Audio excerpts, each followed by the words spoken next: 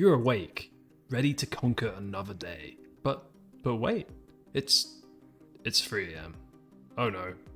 Why does this keep on happening to me? Now I need to pee. I already know now I'm going to be tired later today. At first, it's just annoying, but then it happens again, and again, and again. You start missing gym sessions, you get moody, you start getting anxious before bed, knowing this will repeat again and again. Here's the reality.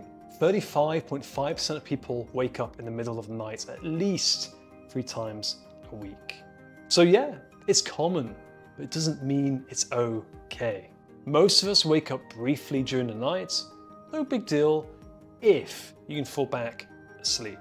But when you can't, it starts messing with your performance, your focus, and your energy. That's when it becomes a problem. I want to be totally honest with you, sleep isn't a super sexy topic.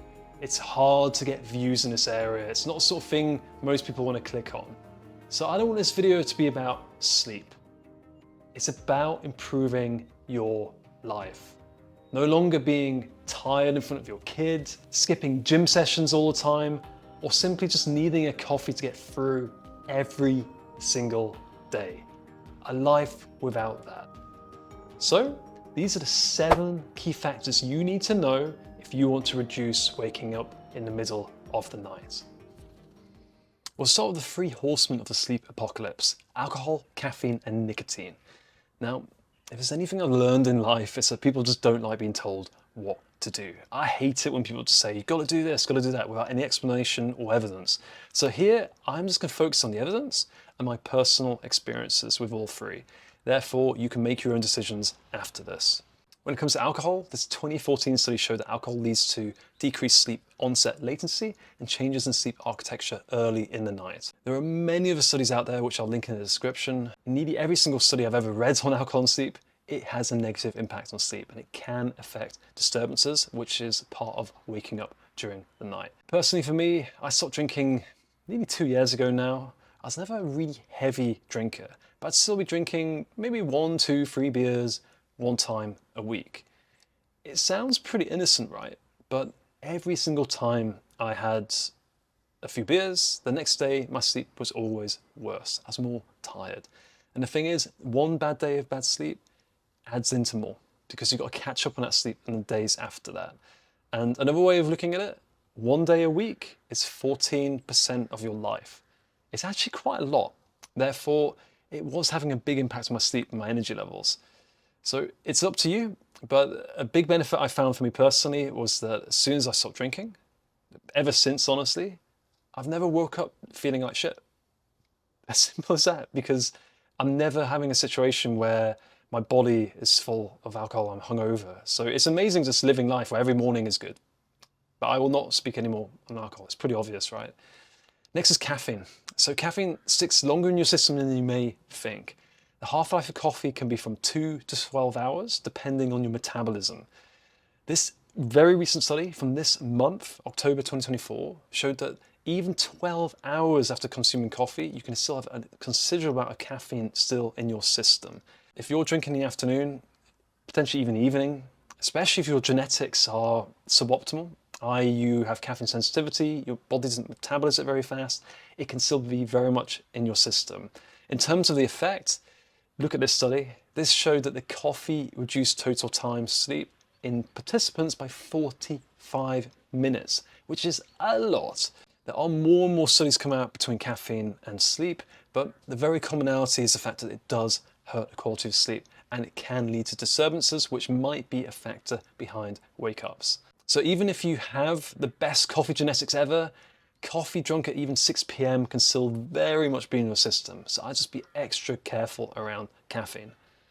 And another little reminder when it comes to coffee and caffeine, it's not just coffee. It can be sodas, pre-workout, chocolate, even some medications have caffeine inside of them. So just be super careful about all the things that you're eating, especially in the evening, afternoon. When it comes to my story with caffeine, I learned quite recently I am caffeine sensitive.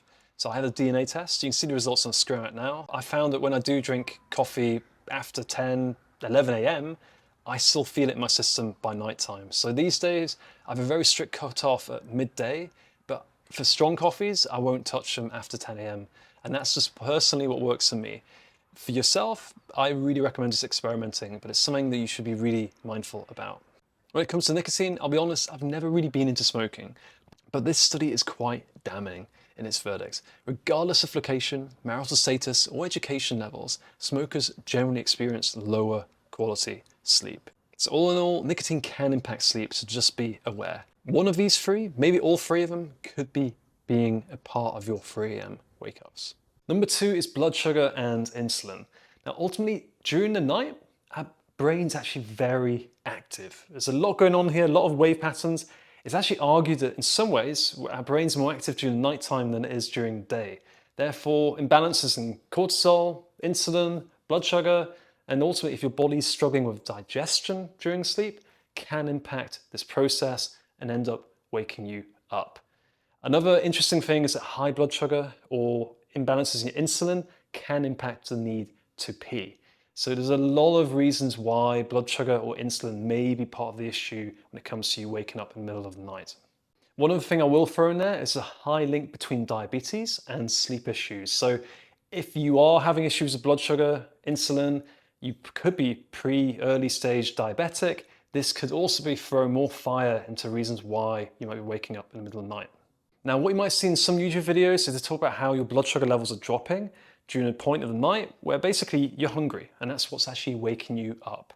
Now, a lot of the conventional advice out there is basically, oh, well, if that's happening, just have food before sleep. Have things like honey or milk, and these are going to help you to not wake up because of hunger during the night. Now, this sounds great. Let's just all eat honey at nighttime, but I think about this in a slightly different way. Logically, people who do fasting, let's say 24-hour, 48-hour fasting, they're not waking up during the night all the time. Therefore, is it really the fact that we're waking up because we're hungry, or is it because we've trained our bodies to be dependent on sugar, carbs, and to be fed all the time? If you're in a carb-heavy diet, if you're eating very often, you're not trained to have periods where you're not eating, then your body will be in this sort of state where it's always hungry for carbs, and it could be waking up during the middle of the night. So you could eat more before bed or have honey or milk if that works for you, great. But an alternative advice I'd like to give is actually looking at a longer term approach. Slowly reducing your carb intake. So less processed foods, having more protein, more fat, and slowly but surely edge your way to the point where your body is less reliant on carbohydrates. If you can do this, this will certainly mean you've got more level, calm insulin levels, which means that you're not going to wake up in the middle of the night because you're hungry, because your body is used to conserving energy in a different way. So this advice may not just help your sleep and wake-ups, but it could also help you from getting diabetes and other health issues in the first place. So it's something I really recommend if you're looking for a long-term solution to this problem. So some actionable steps, because I know it's quite a complex topic. 1, look at reducing your carb intake. And also 2, experiment with eating less late in the night. So if you're eating just before bed, that's putting pressure on your digestive system. So experiment maybe not having food 1, 2, maybe 3, even maybe longer before sleep, and see how that affects your wake-ups. Number 3 is sleep apnea. So for the record, I have mild sleep apnea. I've been working on the last 3 years to reduce symptoms of this as much as possible. If you look at this study, it's estimated that 936 million people have sleep apnea. So for the record, that's about 12% of the world population. Some estimates go as high as 20%. A lot of people watching this will have sleep apnea and might not even realize it. Apnea, in short, just means a lack of breath. So sleep apnea, in really basic terms, is where you stop breathing during the night. It's highly related to snoring, and it has different levels of severity. So imagine this, you're struggling to breathe during the night, sometimes several times per hour. What do you think is going to happen? Even if it doesn't wake you up, it will damage the quality of your sleep and leave you feeling a lot more tired in the morning. And it's a very common reason why people do wake up, and also why people go to the toilet a lot. Sleep apnea is one of these hidden symptoms, hidden things that people don't really think about, that has a major impact on wake-ups.